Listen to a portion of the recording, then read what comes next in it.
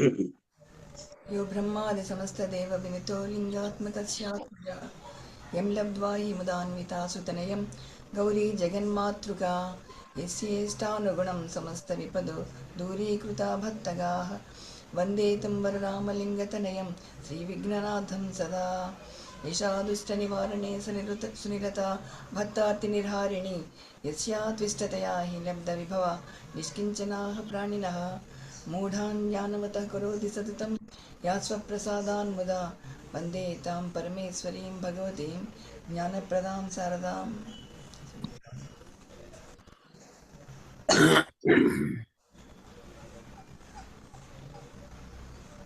తర్వాత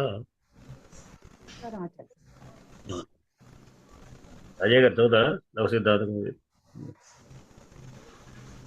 ఈ శ్లోకం చదవనా? గురుభ్యో నమః. ఇది ఇది పాణి శ్లోకాలు అదే వ్యాకరణ ఆత్మ శ్లోకాలు ప్రస్తుతం నా దగ్గర లేవు అవి.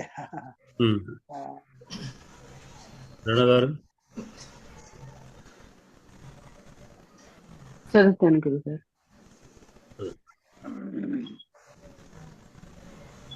ఏనాక్షర సమామ్నాయం అధిగమ్యేశ్వర లఘు సిద్ధాంతం येन धौता गिरौ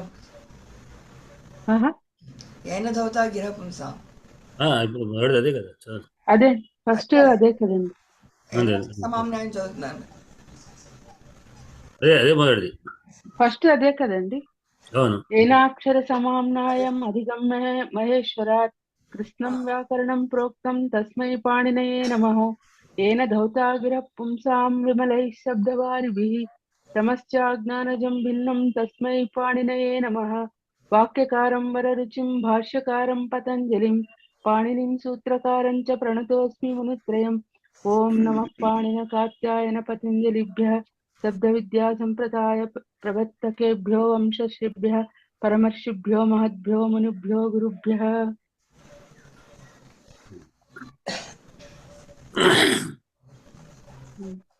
సరస్వతీం దేవీం శుద్ధాం గుణ్యాం కరోమ్యహం పాణినీయ ప్రవేశాయ లఘు సిద్ధాంత కౌముదీ. ఐవన్ రుద్రక్ అయోంగ్ అయోచ్ అయవరట్ లణ్ మంగణనం ఝభై ఘటదశ్ జపగడదశ్ ఖఫచఠథ చటతౌ కపై శససర్ హల్ ఇది మాహేశ్వరాణి సూత్రాణి.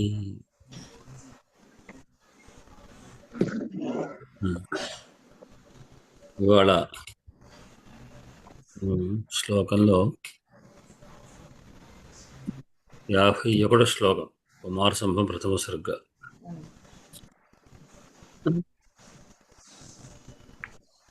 గురుః ప్రగల్భేపి వయస్యతోస్యాః స్యాత్ కదా అంతే స్యాహ అంతే కదా. తస్థౌ శాతాం స్యాహ స్యాద్.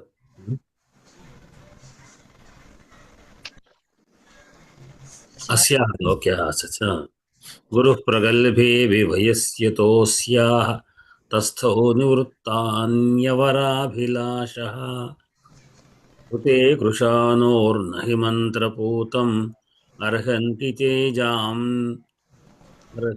तेजांसि पराणि हव्यम्. गुरुः प्रगल्भे विभयस्यतोऽस्याः तस्थौ निवृत्तान्यवराभिलाषः कृते कृशानोर्नहि मन्त्रपूतम् अर्हन्ति तेजांस्यपराणि तेजांस्यपराणि हव्यम्. చూడండి రాజయ్య గారు చదవండి. గురుభ్యో నమః.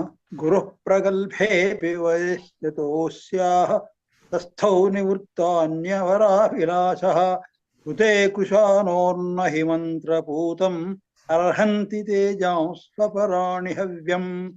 గురుః ప్రగల్భేపి వయస్యతోస్యాః तस्थौ निवृत्तान्यवराभिलाषः ऋते कृशानोर्न हि मन्त्रपूतम् अर्हन्ति तेजांश्च पराणि हव्यम्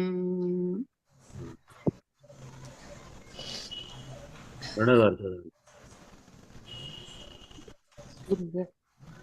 గురు ప్రగల్భేపి వయస్యతోస్యా తస్థా నివృత్యాన్నవరాభిలాషః తస్థౌ తస్థౌ దీర్ఘం కాదు తస్థౌ తస్థౌ నివృత్యాన్యవరాభిలాషः కృతే కృశానోర్నహి మంత్రపూతం అర్హంతి తేజాన్యపరాణి హవ్యం స్యపరాణి తేజాంస్యపరాణి అది గురు నివృత్తాన్యవరాణి ఇది తేజాంస్యపరాణి అర్హంతి తేజాంస్యపరాణి హవ్యం. తెలుగు లిక్విల ప్రకారంగా రెండు కూడా ఒకేలా కనబడుతుంది మనకు. నివృత్తాన్యవరాణి తేజాంస్యపరాణి. నిజం కొంచెం రాస్తే రెండు అక్షరాలు కొద్దిగా ఒకేలా ఉండదు తెలుగులో ఈ స్క్రిప్ట్ యొక్క దీని లిపి ప్రకారంగా.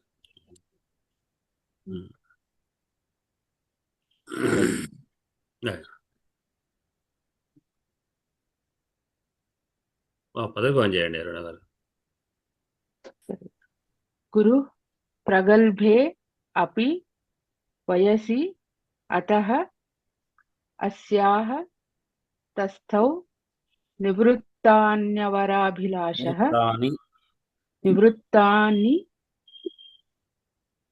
నివృత్తాన్ని వరాభిలాషః నివృత్తాన్యవరాభిలాషః ఒకటే పదం కరెక్ట్. ఋతే కృశానోః న హి మంత్రపూతం అర్హంతి తేజాంసి అపరాణి హవ్యం. కటకం వారు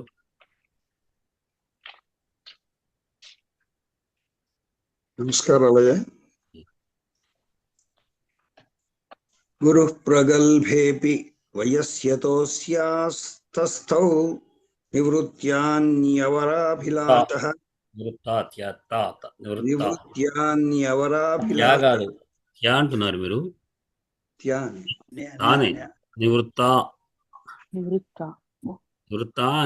నివృత్తాన్యవరాన్ని ఇక్కడ అచ్చు తప్పు వచ్చింది. ప్రింట్ లో ఉందా? అచ్చు తప్పు. యా ఇచ్చారు అక్కడ. నివృత్త తాకుతావత్ అంతే. నివృత్తాన్యవర చేస్తారు మళ్ళీ చదువుతాను. అదే ఇక్కడ తప్పు పడింది. నివృత్యాన్య అన్నప్పుడు తావత్తు ఇవ్వాలి, యావత్తు కూడా ఇవ్వాలనుకుంటున్నా. జనాదేశం వస్తుంది కాబట్టి అవసరం లేదు అక్కడ. అది ఎనాదేశం కాదు. ఈ నివృత్తి అయితే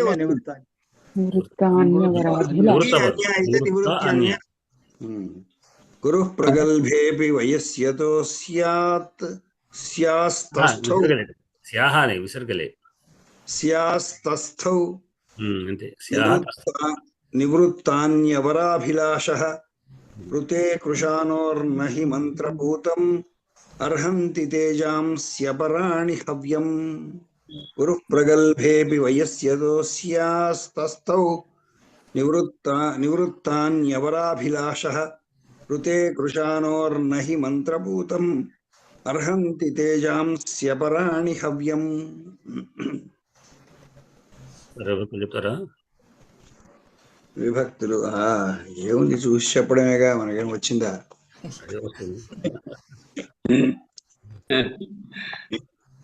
గురుః గురవః ఉకారాంత పుల్లింగ గురు శబ్దం. ప్రథమ విభక్తి ఏకవచనం. ప్రగల్భే అపి ప్రగల్భే ప్రగల్భయో ప్రగల్భేషు అకారాంత నపుంసకలింగ ప్రగల్భ శబ్దం. సప్తమి విభక్తి ఏకవచనం. అపి వ్యయం అవ్యయం. వయసి ఇక్కడ మనకు సంధి కనబడుతుంది. వయసి వయసి వయసోహ వయస్సు వయస్సు వయస్సు వయస్సు వయస్సు వయస్సు వయస్సు సకారాంతం వయస్సు అంతే వయస్సు లేదా వయస్సు అనొచ్చు. విసర్గ చెప్పవచ్చు లేదా విసర్గ చెప్పకుండా సావత్తి చెప్పవచ్చు. వయస్సు అంతే. సకారాంత నపుంసకలింగ వయస్సు శబ్దం సప్తమి విభక్తి ఏకవచనం వయసి. అతః అతః అవ్యయం. అతః అస్యాహ అస్యాహ అనయోః ఆసాం. ఇది ఎలా వచ్చిందో ఇది ఒకసారి వివరించాలి. అనయోః ఏనయోః రెండు కూడా ఉంటాయి. అస్యాహ అనయోః ఆసాం. ఏనయోః కూడా ఉంటుంది. అస్య అనయోః కాదనుకుంటా, ఆభ్యాం అనుకో. కరెక్ట్. అస్యాహ అనయోః ఏనయోః ఆసాం. షష్ఠీ విభక్తి కాబట్టి అనయోః కరెక్ట్. అంతే. మకారాంత రెండు ఉన్నాయి. షష్ఠీ విభక్తి షష్ఠి కదా. తస్థౌ తస్థౌ అనేది క్రియ ఇందులో. తర్వాత నివృత్తాన్య వరాభిలాష నివృత్త అన్య వరాభిలాష. అందులో అభిలాష చివరి పదాన్ని తీసుకున్నట్టయితే అభిలాష అభిలాషౌ అభిలాషాః. అకారాంత పుల్లింగ అభిలాష శబ్దం ప్రథమ విభక్తి ఏకవచనం స్పష్టంగా కనిపిస్తుంది. తర్వాత ఋతే ఇది అవ్యయం. కృషానోః కృషానోః కృషానుభ్యాం కృషానుభ్యః.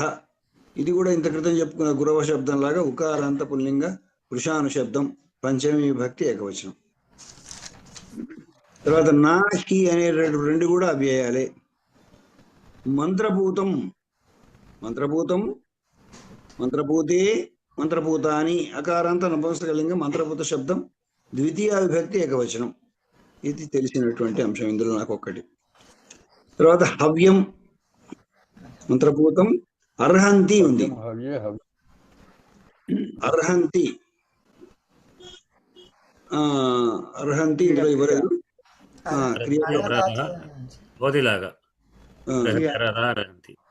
తర్వాత తేజాంసి తేజాంసి అపరాణి. తేజాంసి తేజః తేజసి తేజాంసి.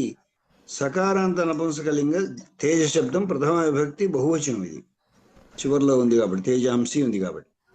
తర్వాత అపరాణి అపరాణి అపరం అపరే అపరాణి. అకారాంత నపుంసకలింగ అపర శబ్దం ప్రథమ విభక్తి బహువచనం. హవ్యం హవ్యే హవ్యాని హవ్యే హవ్యే హవ్యం హవ్యే హవ్యాని. ఇది అకారాంత నపుంసకలింగ హవ్య శబ్దం ద్వితీయ విభక్తి ఏకవచనం. ఇదయ్యా. ఇందులో మాకు ఒకటి కొత్తది ఏమిటంటే ఇందాక వారు అన్నట్టు అస్యాహ అనయోః ఆసాం. అది ఏదో సందేహం ఏదో తీర్చాలి. అది అదే శబ్దం అధశబ్దం. మకారాంత ఇదం ఇదం అదం అయం ఇమో ఇమే అనే శబ్దం ఇదం శబ్దం మకారాంత శబ్దం. అప్పుడు అయం ఇమో ఇమే అని వస్తుంది. ఇయం ఇమే ఇమాహ స్త్రీలింగం. ఇక్కడ స్త్రీలింగం కదా. ఇమే ఇమాహ ఇమాం ఇమే ఇమాహ ఇమయ ఇమ అట యమయ ఇనయ. అక్కడ అట్లా అస్యాహ నయోహో ఇనయో రెండు వస్తాయి. అస్యాహ నయోహో ఇనయో ఆసాం అనేది. ఇమం అంటే ఇతడు, ఇదం అంటే ఇతడు. అదే ఇక్కడ ఇయం అంటే ఈమె. ఇయం అనేటువంటి పదం ఈమె అనే అర్థంలో వస్తుంది. అయం అంటే కూడా అధ శబ్దం అయం. ఇదేమో ఇదం శబ్దం. ఈ అస్యాహ అనేది దాని యొక్క షష్ఠి. ఇవి సర్వనామ శబ్దాల్లో వచ్చేటువంటివి. చివరగా ఇదం అదస్ అని అదస్ లాస్ట్ ఋతే అర్హంతి రెండు కూడా క్రియలు ఉన్నాయంటారా? ఋతే క్రియాపదం కాదు. ఋతే అవ్యయము. వినాలాగా లేకుండా అనే అర్థంలో దీనికి వచ్చినప్పుడు తృతీయ కానీ పంచమి కానీ చెప్పుకోవచ్చు. అతడు లేకుండా అతని చేత లేకుండా లాగా. కృషానో ఋతే అంటే కృషాను కంటే వేరే కృషాను కాకుండా అని అర్థం. కృషాను లేకుండా అని అర్థం. కృషాను అంటే అగ్నిదేవుడు. ఇక్కడ క్రియాపదాలు అర్హంతి ఒకటి ఉంది, తస్థౌ తస్థౌ ఒకటి. ఒకటి. 2 వాక్యాలు అన్నమాట. అంటే అది పై పూర్వార్ధంలో తస్థ ఉంది, ఉత్తరార్ధంలో అర్హంతి ఉంది. అర్హంతి బహువచనం. అర్హత అనుకుంటాం కదా, అర్హత కలిగి ఉండటం. అర్హతి అంటే కలిగి ఉన్నాడు, అర్హతను కలిగి ఉన్నాడు, యోగ్యుడైన యోగ్యం కలిగి ఉన్నాడు. అర్హంతి అంటే యోగ్యం కలిగి ఉన్నవి అని అర్థం. ఏమిటి కలిగి ఉన్నాయి అర్హంతి అంటే దీంట్లో బహువచనాలు రావాలి మనకు. ప్రధాన వ్యక్తి బహువచనం. అవి ఏమిటి అంటే తేజాంసి. తేజస్ శబ్దం సకారాంతం. దగ్గర మనం చాలాసార్లు చెప్పుకుందాం. ఇక్కడ పొరపాటు తెలుగులో వాళ్ళు ఏం చేస్తారంటే తెలుగు పొరపాటు అకారాంతంగా వాడుతుంటారు తేజస్ అనే శబ్దాన్ని. అది తేజస్ సకారాంతం. ఇక్కడ దాన్ని ఎక్కడ పైన ఏదో ఉంటే తేజోవర్ధనం అట్లా ఏదైనా అట్లా చెప్పుకోవాల్సి వస్తుంది. కానీ తేజావర్ధనం లాంటిదో లేదా అనేటువంటి చెప్పుకోకూడదు. మనస్సు శబ్దం లాగా సార్. మనశబ్దం అంతే అంతే. మన మనసి తేజసి తేజాంసి అంట. అయితే ఇక తేజాంసి తేజస్సులు అర్హంతి అన్నప్పుడు అర్హంతి అంటే మళ్ళీ దీనికి ఏ విధంగా అర్హంతి? నహి అర్హంతి, నా అర్హంతి. ఈ అంటే కదా, నా అర్హంతి తేజాంసులు అర్హంతి అంటే అర్హత్వం కలిగినవి కావు, యోగ్యమైనవి కావు కదా అని చెప్తున్నాడు. ఎందుకు ఎటువంటి అవి తేజస్సు అంటే ఎందుకంటే అపరాణి ఇతరములైనటువంటి తేజస్సులు. దేనికంటే ఇతరమైనవి? అగ్ని కంటే వేరైనవి, కృషాను కంటే వేరే అయినటువంటిది. కృషాను కాకుండా ఉన్న తేజస్సులు కావు. ఆ తేజస్సులు దేనికి అర్హత అంటే ఏది? మంత్రభూతం హవ్యం అంటే హోమద్రవ్యం, హోమంలో వేసే నెయ్యిని మాత్రమే హవ్యం అంటారు. మామూలు నెయ్యిని హవ్యం కాదు. అది దానికి తీసుకొచ్చినప్పుడు దాని కొరకు పాత్ర పెట్టినట్టు హవ్యం అంటే ఏదైతే అగ్నిలో వేయగలిగేటువంటి యజ్ఞ హవనం చేసేటువంటి ఏదైతే హవ్యం ఉందో అది మంత్రభూతమైనటువంటి హవ్యము. కృషానోహృతే, కృషాను కాకుండా, కృషాను కంటే భిన్నమైన కృషాను కాకుండా అన్యమైనటువంటి ఏమిటి? తేజస్సులు కృషాను కంటే మిగతా వాటికి నా అర్హంతి యోగ్యంగా. అంటే మంత్రభూతకమైనటువంటి హవ్యము కేవలం అగ్నికి మాత్రమే అర్హమైంది. కానీ అది ఆ తేజస్సులో మిగతా తేజస్సులా కావు. మిగతా తేజస్సు అంటే మిగతా దేనికైనా మనం దీపం పెట్టుకోవడానికో ఇంకా దానికో యోగ్యమైనవి కాదు. కేవలం మిగతా తేజస్సు అంటే మిగతా దీపాలు కానీ మిగతా కానీ వెలిగించడానికి కొరకు అవి యోగ్యమైనవి కావు. అంటే యోగ్యమంటే వాటికి అర్హత లేదంటే తేజస్సులకు అర్హత లేదు అర్థం. మంత్రభూతమైంది కదా, ఆ మంత్రభూతమైన అగ్ని మాత్రమే అర్హత ఉంది. కానీ మిగిలిన వాటికి మిగతా తేజస్సులకు అర్హత లేదు. ఈ కథ అని అంటే ఎప్పుడు చెట ఏమిటి? ఎందుకు? దానికి పైన చెప్తున్నాం మనం. ఏమిటి అంటే అవి కారణం ఏమిటి అంటే తస్థౌ అనే క్రియాపదం ఉంది. తస్థౌ అనేది ఏమిటి? స్థాధాతువు యొక్క లిట్లకారం. తస్థౌ ఉండెను ఏకవచనం. ఏమి ఉండెను అంటే ఎవరు ఉండేది. తస్థౌ అనేది క్రియాపదంతో గురుహు తస్థౌ. గురుహు అంటే గురువు అన్నప్పుడు గురువు అనే పదానికి తండ్రి, తల్లిదండ్రులు, దాని అత్తమామలు, ఆచార్యుడు దీన్ని భేదించండి. ఇంకా చాలా దాంట్లో గురువు అనే పదంతో ఇంకా రకరకాలు చెప్పిన దాదాపు ప్రధానంగా ఇవి చెప్తుంటారు.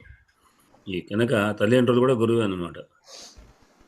దాంట్లో ఇదే కుమార సంభవంలో పంచమ సర్గలో కావచ్చు, భవ విశ్వ గురు అని సప్తర్షులు పార్వతీదేవి విషయంలో హిమవంతుడిని అడగడానికి వస్తూ వాళ్ళు అంటారు, ఆయన ఉపదేశం చేస్తారన్నమాట.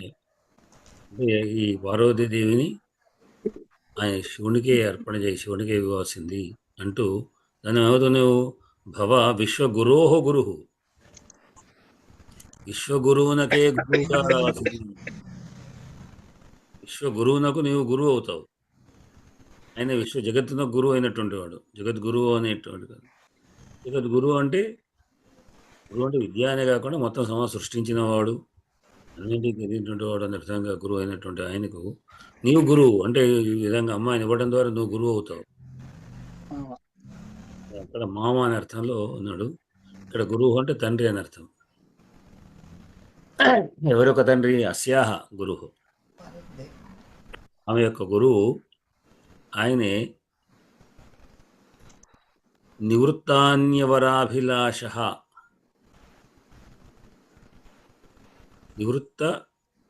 అన్యవరాభిలాషుడు అంటే అన్యవరునియందు అభిలాష కలవాడు అన్యవరాభిలాషుడు. నిజానికి అభిలాష శబ్దం స్త్రీలింగం, అభిలాషాదిగా ఉండాలి. ఇక్కడ బహురీ సమాసం కనుక కలవాడు అనే అర్థంలో పుంలింగం అయింది, అభిలాష అని అకారాంతంగా అయింది అన్నమాట. అభిలాష కలవాడు గురువు, కలవాడు అని అర్థం కనుక. నివృత్త అంటే ఏ గురువు? అన్య గురువు, అన్యవరుడు, ఇతరమైన వరుడి ఎందు అభిలాష కలవాడా అంటే కాదు, నివృత్త లేనటువంటి వాడు, నివృత్తమైనటువంటి ఇతర వరుడు ఎందు అభిలాష ఆయనకు లేనటువంటి వాడుగా ఆయన ఆట. ఎందుకంటే ఆయనకు శివుని మాత్రమే ఇవ్వాలని ఉద్దేశించేది. ఎందుకంటే ఇంతక్రిత నారద మహర్షి చెప్పిన శ్లోకం దాంట్లో ఆయన చెప్పాడు, ఏకవధు భవ ఏకపత్ని వధు అని చెప్పి మనం నిన్న శ్లోకం చెప్పుకున్నాం కదా. కనుక హరుని యొక్క అని చెప్పడం చేత ఆయన ఇంకా శివుడికి తప్పిస్తే మరొకరికి ఇవ్వను అనేటువంటి ఒక సంకల్పం కలిగిన వాడు కనుక ఇతర వరులపైన అభిలాష లేనివాడుగా అతడైనాడు. కానీ నిజానికి మరి కావాలి కదా అంటే వయసి అన్నాడు, ప్రగల్భే వయసి, వయస్సు ప్రగల్భం అయింది, వయసు దాటిపోతుంది, అది వివాహ వయస్సు అయిపోయిన దగ్గరకు వచ్చేసింది అన్నమాట, ప్రగల్భం వచ్చింది. అయినప్పటికీ కూడా అందువలన అందువలన అంటే ఏమిటి? ఇక అందువలన అంటే వెనక నారదు చెప్పిన కారణం వలన, ఈ అనే వెనక శ్లోకానికి నుంచి అందువలన ఈ గురువు అంటే హిమవంతుడు ఆయనే ఆ మాటలు వినడం వలన ఇతర గురువుల ఇతర వరుడ విషయంలో కదా అంటే ఇంకా అమ్మాయికి వివాహ వయసు వచ్చిందంటే వరుణ యొక్క వాడు విచారణ కూడా చూస్తుంటారు కదా, వెతుకుతూ ఉంటారు. కానీ ఇక్కడ ఏమి చేయడం లేదట. ఎందుకు చేయడం లేదు అంటే ఆయనకు ప్రగల్భం వచ్చినప్పటికీ కూడా ఇంకా వేరే ఆ మాటల వలన చేయలేదు. నిజానికి వయస్సు వచ్చేసింది, ప్రగల్భం అయింది. అంటే ప్రగల్భ వయస్సు వచ్చినప్పటికీ కూడా అంటే బాగా అనేంటి అయినప్పటికీ కూడా ఆయన ఇతర ఎందుకొరకు అంటే కారణం కింద చెప్తున్నాడు. కింద ఏమిటంటే ఋతే కృషానోర్నహి మంత్రపూతం అర్హంతి తేజాంస్యపరాణి హవ్యం అనేటువంటిది ఒక లోకోక్తి అనుకోండి. దాదాపుగా దీన్ని మనం విడిగా కూడా వాడుకోవచ్చు. ఏమిటంటే మంత్రభూతమైనటువంటి హవ్యము కేవలం అగ్నికి మాత్రమే అర్పణ చేయాల్సింది, కానీ ఇతర దీపాన్ని వెలిగించడానికి కొరకు కాదు కదా అని అటువంటి ఒక అర్థాంతర న్యాస అలంకారంతో ఇది శ్లోకం.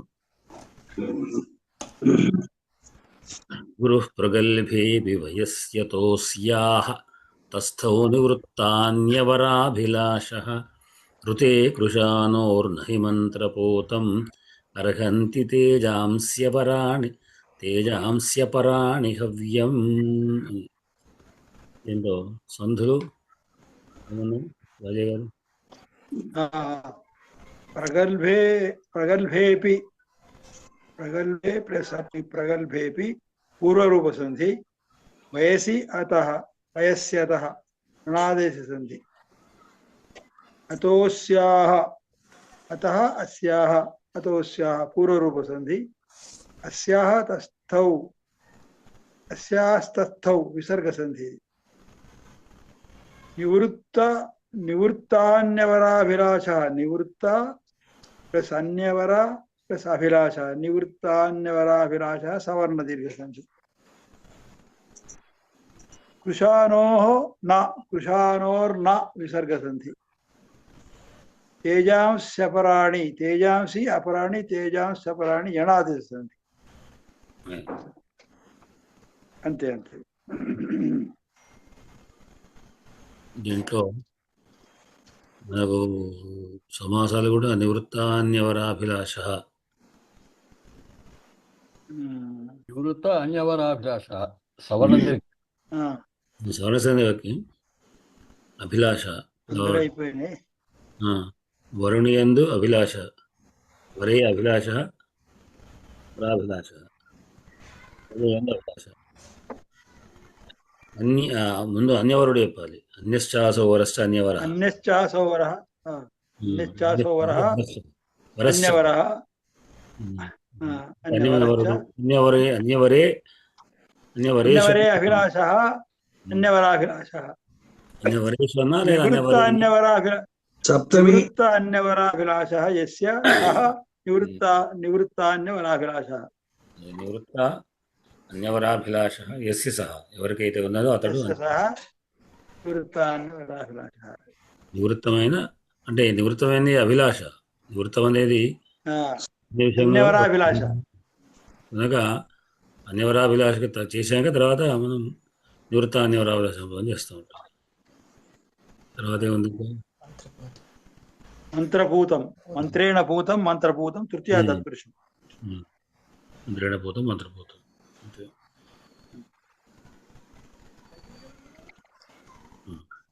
ఇది హవ్యానికి విశేషణం. మహోదయ, చెప్పండి. ఇప్పుడు అగ్నిదేవునికి కృశానః అన్నాడు. అన్య తేజాంసి అంటే అవి కూడా అగ్ని స్వరూపాలే కదా? అగ్ని స్వరూపాలే కానీ కృషాను పదానికి హవనం సంబంధించిన అగ్నిగా మనం తీసుకోవచ్చు. అంటే నాకు తెలియక అడుగుతున్నా, మంత్రాలు చదివేటప్పుడు అగ్నిదేవుణ్ణి కూడా ఆ మంటలోకి ఆహ్వానిస్తారా? అగ్నిదేవుణ్ణి నాకు తెలియక అడుగుతున్నా. అగ్నిని ఆహ్వానం చేస్తారు కదా. అంటే అప్పుడు మామూలు అగ్ని కూడా అగ్నిదేవుడు అవుతాడు.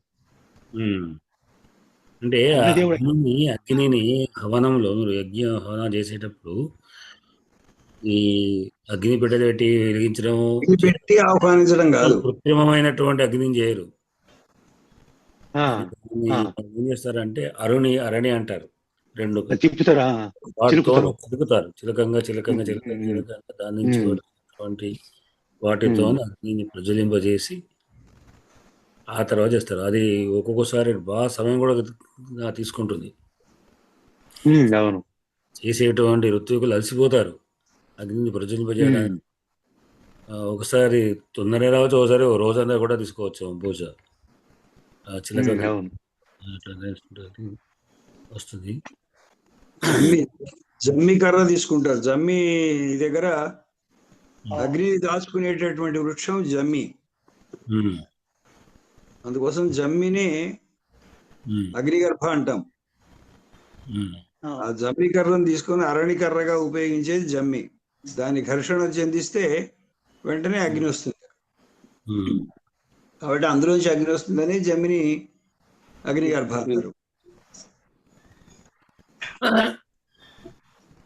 అలా వచ్చినటువంటి అగ్ని మాత్రమే, దాన్ని కాపాడటానికే భార్య అనేది ఉంది. అలా వచ్చినటువంటి అగ్ని నిత్యాగ్నిహోత్రుడు భార్య పని ఏమిటంటే ఆ అగ్నిని రక్షించడం. ఇప్పుడు అన్ని అగ్ని పేటికలు వచ్చినాయి కాబట్టి ఇంకా అసలు ఆ సమస్య లేదు. మహోదయ, నాకు ఇంకో డౌట్. నిత్యాగ్నిహోత్రం అంటే ఏంటి? నిత్యాగ్నిహోత్రం అంటే ఏంటి? రోజు చేసేటువంటి నిత్య కర్మలు కర్మలు అంటారు. ఆ కర్మల్లో కూడా త్రికాలంలో సంధ్యానం చేయడం కాకుండా బ్రహ్మయజ్ఞం అనేటువంటిది, అట్లానే అగ్ని హవనం చేయడం కూడా ఉంటుంది. త్రేతాగ్నులని 3 అగ్నులు, పొద్దున ఒక అగ్ని, మధ్యాహ్నం, సాయంత్రం. పూర్వంలో అగ్నిగారం అంటే అగ్నిని పూజా మందిరంలో అగ్ని ఉంటుంది, అక్కడ అంటే ఉంచుకోవాలి. అగ్గిపెట్టలేని కాలంలో ఇప్పుడే కాలంలో కాదు, ఉండాలి. అగ్ని ఉండడం అనేది ఎప్పుడు కూడా అగ్ని ప్రజ్వలిస్తూనే ఉండాలి. ఓకే. అంటే నిజానికి దేవాలయాలు ఉందో లేదో కానీ అగ్నిగారాలు ఉండేవి. వంశంలో కౌత్సుడు అంటాడు, కౌత్సుడిని అదే. రఘుమహారాజు అంటాడు. ఏమని అంటే చతుర్థాగ్నిరివ, 4వ అగ్నిలాగా నీవు మా ఇంట్లో కొద్ది రోజులు 2-3 రోజులు ఉండు అంటాడు. అది దిత్రాణి అంటాడు. కానీ 2 లేక 3 రోజులు. 3 రోజులు అంటే తనకు కావాల్సినటువంటి గురు దక్షిణను సమీకరించే సమయం పడుతుంది కనుక 2-3 రోజులు నీవు అగ్నిగారమునందు 2-3 రోజులు ఉండవలసింది. చతుర్థాగ్నిలు అంటే 3 అగ్నులు ఉంటాయి, 4వ అగ్ని నీవు. అంటే ఆ పవిత్రమైన స్థలానికి ఆయన ఎక్కడ ఉండాలి అంటే మహర్షులు ఋషులు వచ్చేటువంటి వాళ్ళు ఎక్కడెక్కడో ఈ రాజ సన్మాన రాజవ సభలలో ఉండడం కాదు, వాళ్ళు పవిత్రమైన స్థలాల్లో వాళ్ళు ఉంచాలి. కనుక అగ్ని జరిగేటువంటి అంటే రాజులు కూడా నిత్యాగ్నిహోత్ర చేసేవాడు. అంటే అగ్ని అనుష్ఠానాలు బ్రాహ్మణ క్షత్రియ వైశ్యులకు ముగ్గురికి కూడా ఒకే విధంగా ఉంటాయి. అంత ఆచరణ అంతా కూడా ఆచరణ సంధ్యావన కర్మలు చేయాలి, వేదాధ్యయనం చేసుకోవాలి. అట్లానే నిత్యాగ్నిహోత్ర బ్రహ్మయజ్ఞాలు కర్మలు ఇవన్నీ కూడా చేయాల్సిన క్షత్రియులు వైశ్యులు కూడా చేయాల్సినటువంటి. కనుక ఆయన అక్కడ ఉండమని చెప్పాడు, ఉంచు అని చెప్పి ఆ విధంగా దాంట్లో ఉంటే నేను చేస్తా అన్నాడు. కనుక పూర్వం ఇంకొక మాట ఏమిటంటే ఎవరు ఎక్కడికి పోయినా కానీ అంటే వేద పండితులు కానీ వాళ్ళు కానీ ఎక్కడికి పోతే వాళ్ళు వెంబడి అగ్ని పట్టుకుపోయేవాళ్ళు. అగ్నిని ఎప్పుడు వెంబడి డబ్బాలలో ఉంచుకొని ఉండాలి, ఎక్కడికి ప్రయాణం చేస్తే అగ్ని వెంబడి ఉంటుంది. మాకు మా ధర్మపురం ఒక ఆయనే ఒక వేద పండితుడు ఇక్కడ వచ్చి ఉన్నాడు, బహుశా ఆయన రాజమండ్రి ఎక్కడో తెలియదు, మొత్తానికి ఆంధ్ర ఆయనే ఇక్కడ వచ్చి మా పిల్లలు మా దగ్గర ఉన్నటువంటి బ్రాహ్మణుడు చాలా ఏళ్ల క్రితం, ఒక 25 ఏళ్ల క్రితం సోమయాజు గారు వారు ఇక్కడ ఉన్నప్పుడు వేద పాఠ ఉన్నప్పుడు ఆయన కొద్ది రోజులు వాళ్ళ ఇంటికో ఎటో వెళ్ళిపోయాడు. వెళ్ళినప్పుడు ఆయనకు ఒక కార్డు వచ్చింది ఢిల్లీ నుంచి. ఆ కార్డు పోస్ట్ కార్డు. ఆయన రాడేమో అని మేము అనుకున్నాం, రాకపోయే విషయం ఎట్లా ఆయన చేద్దాం. ఆ కార్డులో ఏముంది అంటే అక్కడ వేద సభలు జరుగుతున్నాయి, ఈ వేద సభలు లోపల వేద పండితులందరికీ ఆహ్వానం చేస్తున్నారు, మీరు కూడా రావాల్సింది, మీ వెంబడి అగ్నిని వెంబడి తీసుకొని రావాలి. చూస్తాం నోటు రాశారు, ఖచ్చితంగా మీ వెంబడి అగ్ని ఉండాలి. అంటే అట్లా అగ్నిని వెంబడి ఉండడం అనే విధానం ముఖ్యంగా సోమయాజులు లాంటి యజ్ఞ ఆహ్వానం చేసేటువంటి వాళ్ళు ఖచ్చితంగా అగ్నిలో ఉండాలి అనేటువంటి విధానం దాంట్లో గుర్తున్నది. నిత్యం కూడా అగ్నిని ప్రజ్వలింపజేస్తూ వాటికి 3 పూటల హవనం చేయాలి. అది వాడి యొక్క విధానం అనమాట. అంటే అందుకొరకే దాంట్లో ఉత్తర రామచరితంలో అంటాడు, కర్మానుష్ఠానిత్వం స్వాతంత్ర్యం ఉపకర్షతి అని. ఎవరంటాడు? జనక మహారాజు అన్నాడు. జనక మహారాజు ఏమంటాడంటే మనకు స్వాతంత్రం లేదు, ఎక్కడికి కాసి అక్కడికి పోవడానికి కొరకు. వారికి నిత్యకర్మ చేసేటువంటి వారికి నిత్యకర్మ చేసేటువంటి వాడు పొద్దున్న మధ్యాహ్నం దాకా వీడి కర్మలే ఉంటాయి. తెల్లారగానే ఏదో ఇడ్లీ వడ తిందా హాయిగా అంటే కాదు, ఎనమిటికి తింటా అంటే చాలా మంది అడుగుతుంటారు, అయిందా టిఫిన్ అయిందా అంటారు. ఏనండి టిఫిన్ లేదు ఊపిరి లేదు, మాకు 12:30 దాకా ఏముండదు కార్యక్రమం. ఈ పూజలు అవన్నీ చేసేసరికి మాకు 12:30 అవుతాయి. కనుక ఏ హోటల్కి పోయి తినడం కానీ లేకపోతే ఏదైనా కాసు కన్నా బట్టి ఊకే ఏమైనా బ్రేక్ఫాస్ట్కి ఏమైనా ఉపహారం తీసుకున్నా కూడా తీసుకునే అవకాశాలు ఉండవు. అంటే ఎక్కడికి వెళ్ళలేరు, ఈ అగ్ని పట్టుకొని ఊరూరా తిరగలేడు. కనుక ఆ అగ్ని పట్టుకోవడం కానీ అగ్నిహోత్రత్వం వల్ల మిగతా చోట్ల వాటికి సంబంధించినటువంటి ఇవన్నీ ఉండవు. కనుక ఎంతో తప్పని పరిస్థితి అయితేనే ఇంట్లోంచి వెళ్ళడం జరుగుతుంది, కానీ లేకపోతే ఈ బంధాలన్నీ ఉంటాయి. ఇతర కార్యక్రమాన్ని మీరు ప్రొద్దున రండి అంటే రావడం కష్టం. ఒకవేళ అదే దాన్ని చాలా ఏదో చేసామో చేయలేదామో అన్నంత సంక్షిప్తంగా చేసి విడిచిపెట్టాల్సిన పరిస్థితి ఒక్కొక్కసారి ఏర్పడి వస్తుంది, కానీ లేకపోతే ఖచ్చితంగా ఉంటుంది. కనుక నిత్యకర్మాశ్రిత్వం స్వాతంత్ర ఉపకర్షతి అని. కర్మానుష్ఠానిత్యత్వం. కర్మానుష్ఠానం ఉన్నటువంటి వాడికి స్వతంత్రత లేదు అనేది ఆయన ఎవరు జనక మహారాజు అన్నాడు. జనక మహారాజు అన్న అంటే ఏంటి, ఆయన మహారాజు అయినప్పటికీ కూడా ఆయన కర్మానుష్ఠానం చేసేటువంటి వాడు అని అర్థం అట్లా. అది ఇంకా ఇవన్నీ నిత్యకర్మలో ఉండేటువంటి విధానాలు. నాలాంటి అగ్నికార్యం చేయని వాడు కూడా ఏదైనా శుభకార్యం చేయాలన్నా, శ్రాద్ధం పెట్టాలన్నా ముందుగా ప్రాయశ్చిత్తం చేసి అగ్నికార్యం దానికి పరిహారం చేసుకొని ఏకోర్దిష్టం చేసి అగ్నికార్యం చేసిన తర్వాతనే మిగతా కార్యక్రమానికి పూనుకోవాలి. శ్రాద్ధం అందుకొరకే ఇప్పుడు శ్రాద్ధాది కర్మల్లో కూడా ఖచ్చితంగా అంటే మీరేమిటి దాదాపు ఎవరు చేయడం లేదు. 99.9 శాతం కూడా ఎవరు చేయడం లేదు నిత్యకర్మ. అంటే సంధ్యావం చేసేవాడు దొరకరు మిగతా ఇంకా నిత్యాగ్నిహోత్ర సంఘం తర్వాత. కనుక అయితే ఏంటంటే ఈ మీరన్నట్టుగా మనం శ్రాద్ధం చేయాలంటే అగ్నిహోత్రం అర్హత కావాలి. విచ్ఛిన్న హోత్ర అని చెప్పి చేసి ముందు చేసిన తర్వాత అది అయిన తర్వాతనే శ్రాద్ధ కర్మ మొదలు పెడుతుంటాం. ఇప్పుడు నిత్యాగ్నిహోత్రి అంటే అర్థం రోజు సిగరెట్లు కాల్చేవారని. మనం తీసుకున్న అర్థం మనం పెట్టుకున్నది. నాకు 10 సంవత్సరాలు వచ్చే వరకు నేను 62లో పుట్టాను. 72 వరకు నేను చిన్నప్పుడు చూశాను. మా ఇంట్లో కూడా కుంపటి ఇల్లు పొయ్యి ఆరకుండా చేసేవారు. పడుకునే ముందు కూడా అందులో వేసి తెల్లారే వరకు అగ్ని ఉండాలి, అది తెల్లారే వరకు అట్లా చేసేవారు. ఇంకొకటి నేను గమనించాను, ఒకటి ఏంటంటే మానేరు ఒడ్డుకుంటది, రాత్రులంతా ఇట్లా కొరివి తోటి తిరుగుతుండే అందరూ కొరివి దయ్యాలని గజగజ వనికి ఉరుకుతురు లోపలికి. ఆ కొరివి దయ్యాలు మనుషులే, పొలాలకు వాటికి వీటికి పోయేటోళ్ళు కదా.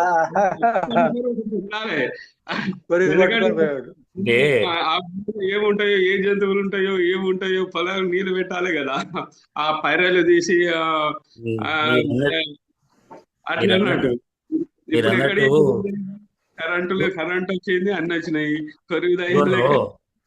మీరు అన్నట్టు పూర్వంలో అగ్నిని కంపల్సరిగా ఇంట్లో ఉంచుకునేవాడు.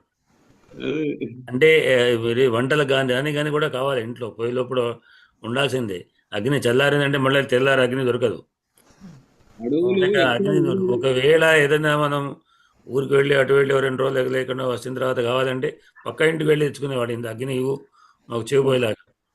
ఒకటి జనాభా లేదు, జనావాసాలు చాలా తక్కువ ఉండే, చిన్న ఆవాసాలు ఉండే అడవులలో పెట్టి అగ్ని తప్పనిసరి. వాళ్ళు ఎటు పోయినా ఎంబడి పట్టుకోను ఏదో రకంగా అగ్ని ఉండాల్సిందే వాళ్ళకు. ఏ జంతువు నుండి రక్షించుకోవాలన్నా అగ్ని ఉండాలి.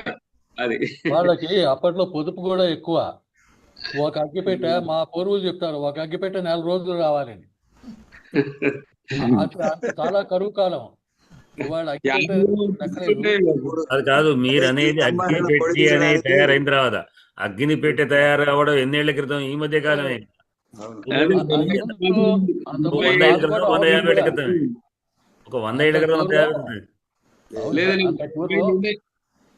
రైతు ఉండేవాడండి, రాగం వీరుడని మా రైతు ఉండేవాడు. అతను నాతోటి ఇదే అన్నాడు అనమాట, మీరు ఎంత వర్షం వచ్చినా మీ అగ్గిపెట్టెలన్నీ తడిసిపోతాయి కానీ నా దగ్గర ఉన్నది తడవదు. ఎంత పిడుగులు పడ్డా వర్షం వచ్చినా నేను అగ్ని రాజేస్తా. అతని దగ్గర తర్వాత ఉత్తరేణి కట్టెను కాల్చి దాన్ని ఈ జమ్మి పుల్లలు కాల్చి వాటితోటి పెట్టినటువంటి దూది లాంటి పదార్థం వాడి దగ్గర పెట్టెలో ఉండేది, తోలుకు పెట్టెలో. ఆ తోలు పెట్టెలో తీసి ఒక రవ్వ దానికి అక్కడ పెట్టి కొడితే భగ్నం అండేది. లైటర్ అన్నమాట. ఎంత వర్షాలని మేము గొర్రెలు తీసుకొని పోతామండి. గొర్రెలు కాసేటప్పుడు మాకు వర్షాలు వచ్చినా మేము ఎక్కడ చాటుకు పోము, గొర్రెలతో పాటు మేము తడుస్తూ ఉంటాం. మాకు అగ్ని కావాలన్నప్పుడు ఇదే మాకు చెకుముకి రాయే మాకు. అది అద్భుతమైనటువంటి పరికరం. అది యజ్ఞాలలో కూడా వాడతారు చెకుముకి రాయి కొంతమంది. ఇక మరి ఇది అరణి కాకపోతే అదే.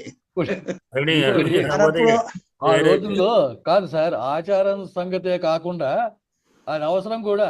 అగ్ని దాచుకు పెట్టుకోకపోతే చాలా కష్టం.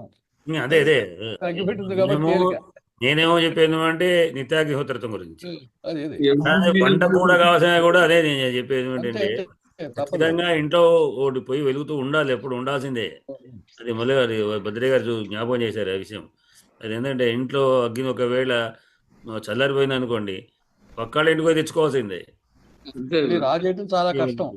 రామిరెడ్డి గారు అగ్ని గురించి అడిగి ఇంత ఇంత అందరి అనుభవాలన్నీ బయటకు రప్పించారు.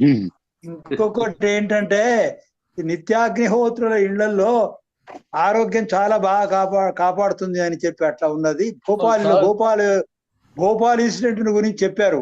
నిత్యాగ్నిహోత్రి ఒక ఆయన ఉండేనట, ఆయన ఇంట్లో ఎప్పుడు అగ్ని జ్వలిస్తూనే ఉండేదట. వాళ్ళ ఎంతో మందికి ప్రమాదాలు అయినా కానీ వాళ్ళ ఇంట్లో మాత్రం ఎవరికి ఏం కాలేదట. 84 భోపాల్ ఇన్సిడెంట్.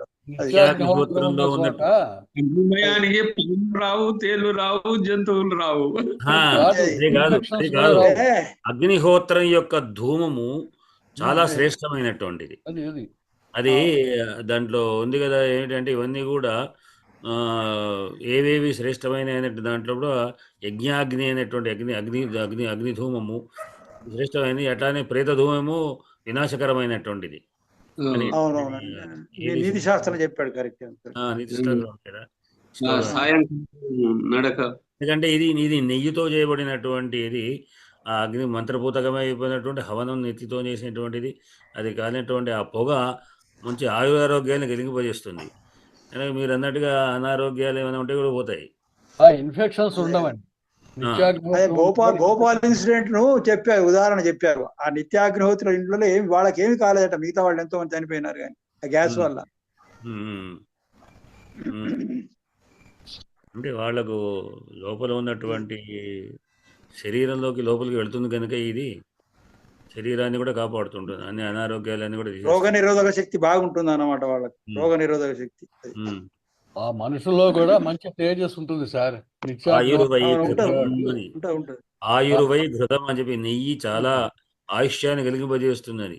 అది భోజన వంటలు కావచ్చు, దాని యొక్క ధూమం కూడా కావచ్చు.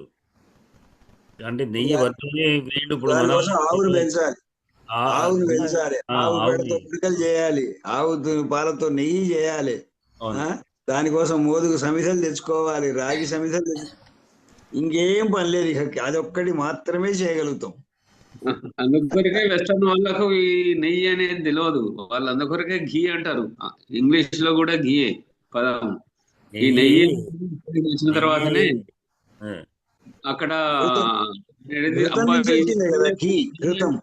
ఎలా వెళుతుందా అనే విషయం వాళ్ళకి తెలిసింది. అది అంతకుముందు తెలియదు. మా గురువు గారు నిత్యాగ్నిహోత్రం చేసేవాడు. నాకు ఉంది, సాగితే చేయాలని. మా తాత బాబు శాస్త్రి గారు మీకు తెలుసు అనుకుంటా, గురుగారు మీకు తెలియదు అనుకుంటా. గట్టు బాబు శాస్త్రి గారు ఎక్కడికి వచ్చినా వైశ్వదేవం తప్పకుండా చేసేవాడు. ఈ ధర్మపురం ఆయనకి ఎంతో మంది శిష్యులు ఉన్నారు. ఆయన ఎక్కడికి వచ్చినా వైశ్వదేవం చేయండి, భోజనం చేయకపోయేవాడు. మా తాత, మా పెద్ద తాత గారు ఆయన నిత్యాగ్నిహోత్రి. ఆయన నిత్యాగ్నిహోత్రి.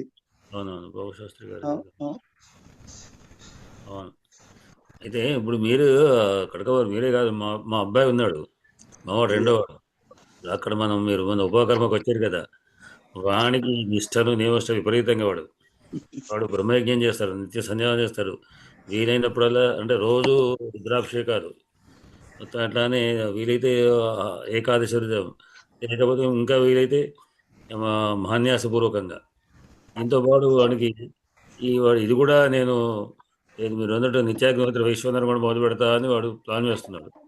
ఇవన్నీ వాడు కష్టాలు ఎక్కడికి పోతుంది కదా కానీ అంటే వాడు వినలేడు.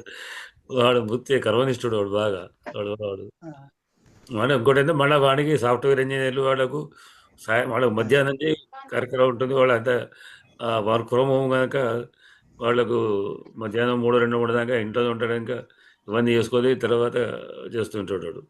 వాడిది బాగా నిష్టలు బాగా.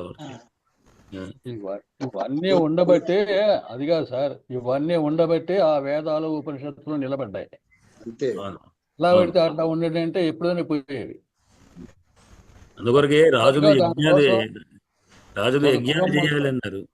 ఒక కులం మొత్తం దానికి డివోట్ అయ్యి ఉన్నది కాబట్టి నిలబడింది. రాజులు యజ్ఞాలు కంపల్సరీగా చేయాలి. యజ్ఞాల వలన మేఘాలు సృష్టించబడి వర్షాలు కురుస్తాయి కనుక దానికి ఏమంటారంటే దీంట్లో రఘువంశంలో వస్తుంది ఏంటంటే ఇంద్రుడికి యజ్ఞాల ద్వారా యజ్ఞాల హవనాన్ని ఇంద్రుడికి పంపిస్తే ఇంద్రుడేమో వర్షాన్ని కురిపిస్తాడు అనేటువంటి దీంట్లో వచ్చింది. మన రఘువంశం ప్రథమ సర్గలోనే వస్తుంది దాంట్లో. పరస్పరంగా ఇద్దరు కూడా ఉంటారు అని అంటూ యజ్ఞం చేస్తాడు కనుక అట్లానే ధూమజ్యోతి సలిలమర్తాం సన్నివాత మేఘ అని మేఘం అంటే ధూమం కనుక ఈ హవన ధూమాల యొక్క దాంతోనే కనుక నిత్యం కంపల్సరీగా యజ్ఞాలు చేయాలి. రాజు యొక్క విధిలో ఉంది లోక యొక్క దాని కొరకు. అంటే వాళ్ళ యజ్ఞాలు రెండు రకాలుగా కామ్యపరమైన యజ్ఞాలు ఉంటాయి, అట్లానే లోక కళ్యాణ కొరకు చేసే యజ్ఞాలు ఉంటాయి. కామ్యపరమైన అంటే తమకు సంబంధించిన యజ్ఞ శత్రువు సంహారం కానీ పుత్రకామిష్టి కానీ లేకుంటే రాజ్యం ఉద్ధరించబడడం కానీ ఇట్లాంటివన్నీ ఉంటాయి, అది వేరే. కానీ దానికంటే ప్రధానంగా లోక కళ్యాణ కొరకు చేయాలి అనేటువంటిది యజ్ఞం. ఎందుకంటే హవనం ద్వారా చేయబడుతుంది, దాని ద్వారానే అన్ని వర్షాలు కురుస్తాయని అంతా కూడా వర్షాలు గురించేటువంటి అన్ని యజ్ఞం అంటేనే ఇంకా ఖచ్చితంగా గోఘృతమే. గీత కూడా చెప్పాడు కదా, అన్నాద్భవంతి భూతాని పర్జన్యాదన్న సంభవ, యజ్ఞాద్భవతి పర్జన్య యజ్ఞ కర్మ సముద్భవ అని చెప్పి గీతలు కూడా చెప్పాడు కదా. రాజులు దాంట్లో రఘువంశంలో ఇంకో చమత్కారం వస్తుంది. దాంట్లో ఏంటంటే ఆయన వశిష్ఠ మహర్షి ఆశ్రమానికి వెళుతూ ఉంటే తోలో ఉన్నటువంటి పిల్లల్లోంచి రాజుగారు వచ్చారని తెలిసి వారంతా గారే రాజుగారిని ఎదుర్కొని రాజుగారితో మాట్లాడుతూ రాజుగారికి వచ్చింది కానుకలు ఇవ్వాలి కదా వాళ్ళు ఇది ఆనాటి యొక్క గోఘృతాన్ని తీసుకొచ్చి వాళ్ళు ఇచ్చేవాళ్ళు. అది హయ్యంగ వీణమాదాయ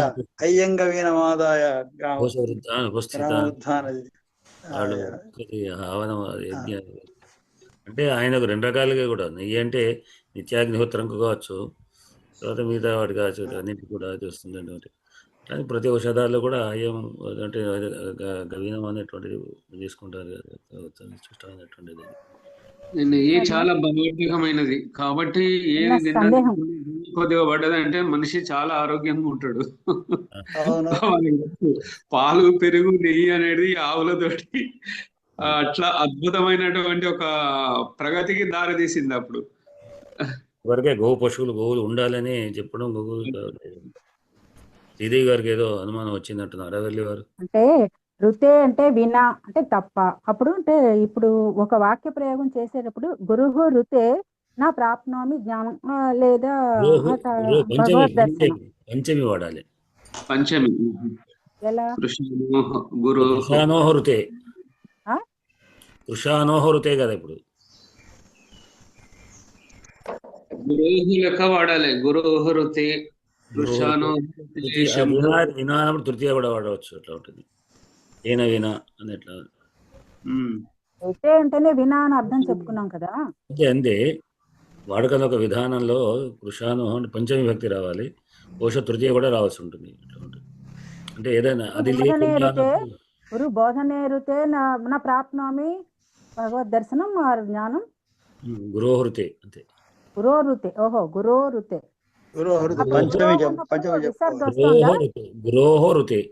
గురోహరుతే ఓహో. ఇప్పుడు అగ్నిహోత్రం నపుంసకలింగం కదా, హవ్యం. అగ్నిహోత్రం నపుంసకలింగం అన్నప్పుడు అగ్నిహోత్రుడు అని మనం తెలుగులో అంటున్నప్పుడు పుంలింగంలో ఎలా వాడతాం? హోత్ర ఉందేమో మరి. అగ్నిహోత్ర హోతా రూపం కదా, హోర్తృ శబ్దం కదా, హోతారో హోతారో ఉంది. ఇది అగ్నిహోత్రుడు అంటున్నాం తెలుగులో. దాన్ని పుల్లింగంలో సంస్కృతంలో ఎలా వాడాలి ఉపయోగం? అగ్నిహోత్రుడు తెలియదు కదా. కర్త లాగా హోతా. ఓ సరే సరే. అప్పుడు హోతాహ విసర్గ వస్తుందా? కాదు కదా. అగ్నిహోత్రు పంచమిలో హోతుహు కాదా సార్? పితృ పితుహు లెక్క కాదా? కర్త లాగా విసర్గ లేకుండానే కర్త లాగా ఉంటది. ధాత కర్త దాత అట్లా. కాదండి, అసలు అగ్నిహోత్ర అనే పదం కరెక్ట్? అగ్ని అంటే అగ్నిహోత్రం ఉంటుంది అసలు. అవి సరే నిత్య బహువచనాలు అటువంటి తర్వాత చూసుకుందాం. అంటే ప్రయోగంలో ఎలా చేయాలి అని. సరేనయ్య, చూద్దాం. నేను కూడా ఇప్పుడు గురోహృతే అన్నప్పుడు గురోహ బోధనం అనక్కర్లే. గురోహృతే అంటే అగ్నిహోత్ర అది అకారాంత శబ్దం. అగ్నిహోత్ర అని అకారాంత పుంలింగం. ఇప్పుడు అగ్నిహోత్రి అనం కదా, స్త్రీలింగం లేదు. అది స్త్రీలింగం అంటే మళ్ళీ ఈకారాంతం రావాల్సి ఉంటుంది. అగ్నిహోత్ర పుంలింగ శబ్దం, అకారాంత శబ్దం. అగ్నిహోత్ర, ఓకే. అదే డౌట్ వచ్చింది. అంటే అగ్నిహోత్ర అంటామా, అది వేరు. మనం అగ్నిమీలే పురోహితం ఓకే, అగ్నిహోత్ర ఓకే. అదే అవి రెండే సందేహాలు. అసలు నా సందేహం అంటే అగ్ని అన్న హోత అన్న ఒకటే కదా, కానీ అగ్నిహోత ఏమిటది? పంచమిలో అగ్ని హోతు అని అది వేరు. మళ్ళా హవనం చేసేవాడు అగ్నిని హవనం చేసి అగ్నిహోత వేరు. నేను అడిగింది పుల్లింగ ప్రయోగం ఎలా వస్తుంది అనేది అన్నమాట. అగ్నిహోత్ర అన్నప్పుడు రెండు రకాల అర్థం కూడా ఉంది. ఘృతం కూడా ఉంది మీరు అన్నట్టుగా. ఘృతం నెయ్యి కూడా అగ్నిహోత్ర అనే అర్థం కూడా రెండు అర్థాలు ఉన్నాయి. అగ్ని అనే అర్థం ఉంది. అంటే నేను ఎప్పుడైనా ప్రయోగించాను అనుకోండి, తెలిసి 3 రూపాయలు ఉంది మహోదయ. హోతృ శబ్దము 3 రూపాయల్లో ఉంది. హోత, హోత్రి, హోతృ. అది ఇప్పుడు చెప్పింది అగ్ని హోత అంటే హవనం అనేటువంటి అర్థంలో అగ్నిని అగ్ని హవనం చేసేవాడు అనేటువంటి హోతృ శబ్దం అది. కర్త అంటే మనిషి అగ్నిని హవనం చేసేటువంటి వాడు. అమ్మాయి అయితే హోత్రి, అబ్బాయి అయితే హోత. అమ్మాయికి వాడతామా? హోత్రి ఉంది మరి దాడ. ఇక్కడ అమ్మాయి అబ్బాయి ఒక స్త్రీలింగ శబ్దము అని మాత్రం కూడా. అప్పుడు ఈ కారాంతం అవదా? అగ్నిహోత్రి అట్లా. ఇప్పుడు నేను అడిగిన ప్రశ్న సమంజసమేనా కాదా? ఏది ఇప్పుడు సమంజసం? అగ్నిహోత్ర అకారాంతం వేరే చెప్తుంది కదా. అది చెప్పాను నేను. అయితే ఒకటి సార్, నేను అగ్ని ప్రత్యక్షమయ్యాడు అన్నాం, అగ్నిహోత్రుడు ప్రత్యక్షమయ్యాడు అనేది కరెక్టా అని. అగ్నిహోత్రుడు కాదు అసలు, అగ్నిని అగ్ని అని అన్నారు, కానీ అగ్నిహోత్రుడు అనటం కరెక్ట్ కాదని నా ఉద్దేశం. అగ్నిహోత్రుడు మరి చూడాలి, ఆయన కోసం చూస్తాను. అప్పుడు అగ్నిహోత్ర అంటే అగ్ని, అగ్నిహోత్ర అంటే అగ్ని, అగ్నిహోత్ర అంటే అగ్ని. అగ్నిహోత్రుడు అన్నప్పుడు తెలుగులో అంటాము అగ్ని అని అంటామా? అగ్ని అనొచ్చు కదా. అగ్నిలో మనం హరిశబ్దానికి చెప్పుకున్న అగ్ని అని చెప్పుకున్నాం కదా.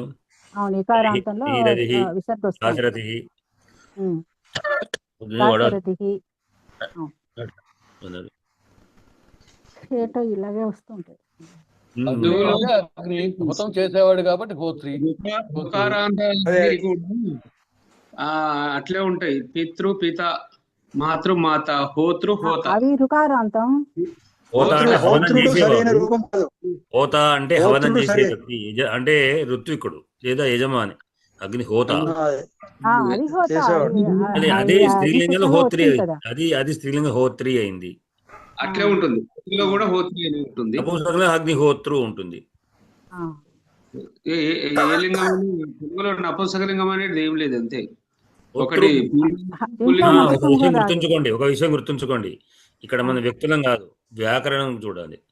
ఎందుకు అంటే అక్కడ మనకి కావాల్సినటువంటి ఏదైనా శబ్దం విశేషణంలో నపుంసకలింగం వచ్చినప్పుడు అప్పుడు ఈ శబ్దం నపుంసకలింగంగా అవుతుంది.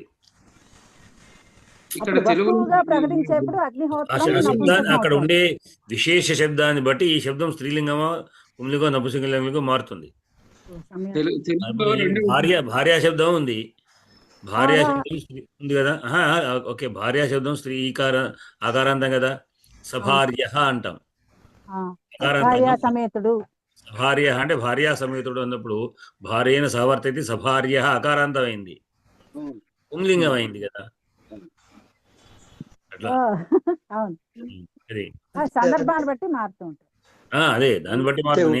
వ్యాకరణం వేరు, వ్యక్తిగా కాదు. అంటే అక్కడ ఉన్నటువంటి మగవాళ్ళ ఆడవాళ్ళ ప్రధానం కాదు, మగవాళ్ళ ఆడవాళ్ళ ప్రధానం కాదు ఇక్కడ ఉన్నటువంటి. అందువరకే ఇక్కడ ఇంత క్రితం కూడా మనం చెప్తున్నాం కదా ఈ శ్లోకం. ఇప్పుడు దీంట్లో వచ్చింది ఏంటి, అభిలాష.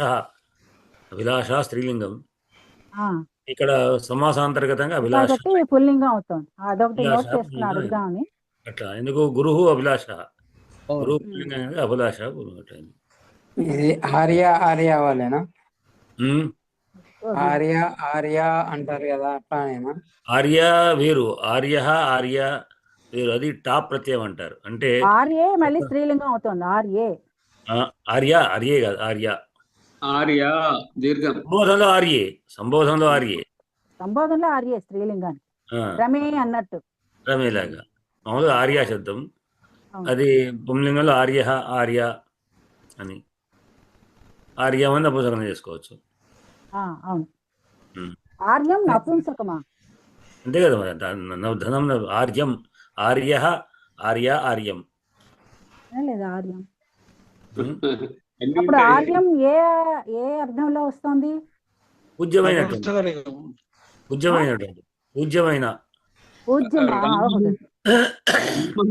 ఉన్నది. రామ రామ రామం, 3 లింగాలు. రామ రామ రామం, అట్లే అని. ఇదే ఫస్ట్ టైం వింటున్నా, ఇంతవరకు వినలేదు. ఆర్యం అనేది వినలా.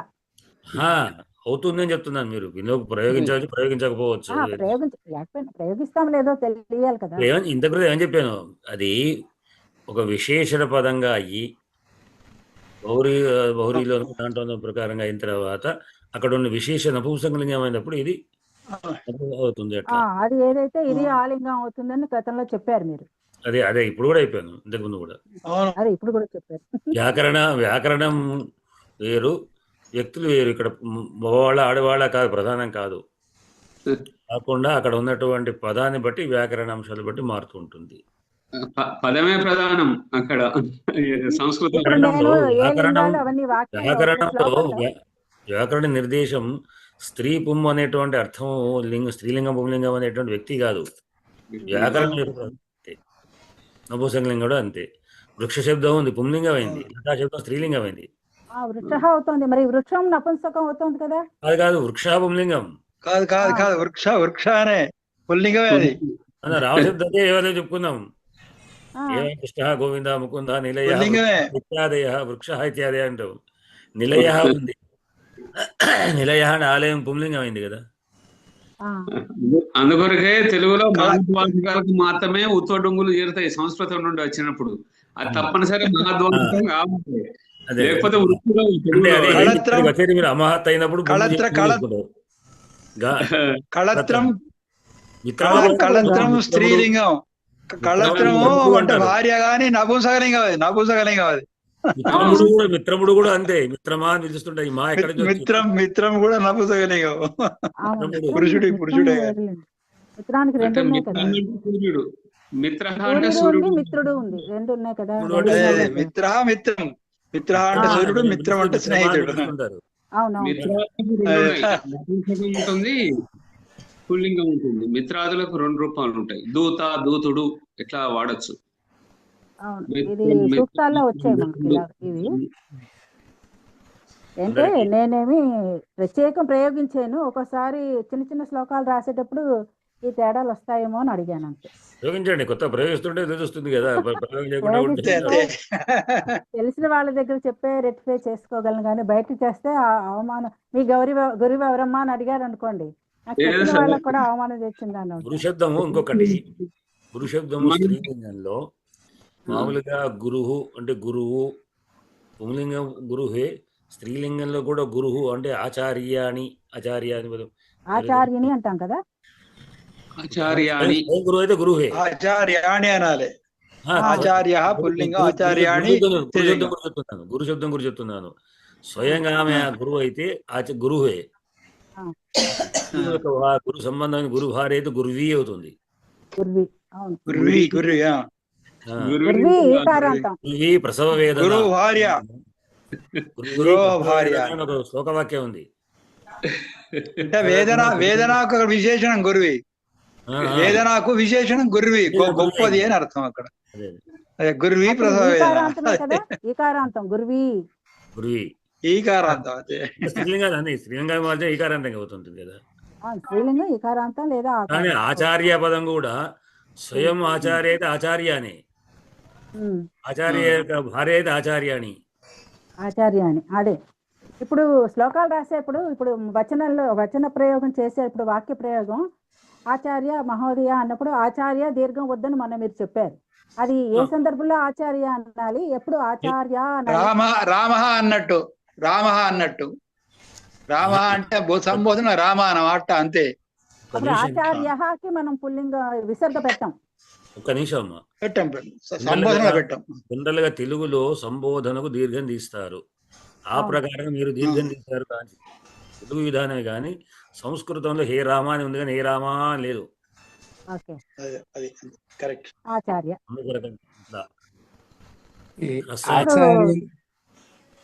ఆచార్య అనేది ఆచార్యుని భార్యకి అనొచ్చా, మేడంలను కూడా అనొచ్చా? లేదు, స్వయం ఆచార్య అని అంటాం. ఆచార్య అంటే ఆమె స్వయం ఆచార్య. ప్రాతకాల వందనాన్ని ఆచార్య అంతే కదా. ఇంకా అక్కడ ఆచార్యం ద్వితీయ నమామి అన్నప్పుడు ద్వితీయ వాడాలి. ఓకే. ఏంటి పొద్దున పూట ఏమైనా చెప్తాం అనుకోండి, శుభోదయం చెప్తున్నప్పుడు ఆచార్యం. ఒకటి నమస్పదము క్రియాపదం ఉంటే, అంటే నమామి లాంటి పదం ఉంటే అక్కడ ద్వితీయ చెప్పాలి. నమః లాంటి వాడితే చతుర్థి వాడాలి. హరయే నమః, కేశవాయ నమః, నారాయణాయ నమః అంటాం, చతుర్థి వాడాలి. లేదా మీరు క్రియాపదంగా వాడారనుకోండి, వందే మాతరం, వందే ఉంది కనుక క్రియాపదం కనుక మాతరం ద్వితీయ విభక్తి అయింది. క్రియాపదం ఉంటే ద్వితీయ వాడాలి. నమః మంగళం లాంటిది ఉంటే చతుర్థి వాడాలి. ఆచార్య నమః అంటాం, అప్పుడు ఆచార్య నమః అంటే సరే, అక్కడ తే అనేది మనం అనుకోవచ్చు, అధికారం అంటే లేకున్నా ఉన్నట్టుగా మనం భావించుకో. తే నమః అని నమస్తే పదం ఉంది కదా, నమస్తే నమస్తే సంస్కృత పదమే. అయినా మేడం ఇవన్నీ శ్లోకాల్లో చాలా యూజ్ చేశారు ఇదివరకు. చేశాను సందేహ నివృత్తి. అయితే మళ్ళీ నేర్చుకుంటున్నాం, సందర్భం వచ్చింది కాబట్టి సందేహ నివృత్తి. అంటే అప్పుడు తెలిసి తెలియకుండా రాసేసా, ఇప్పుడు కొంచెం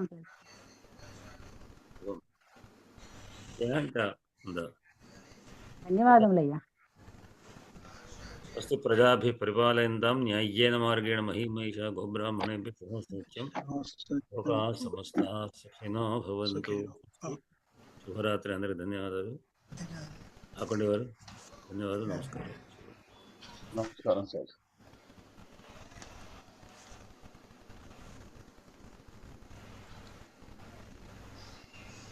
చేస్తున్నాను.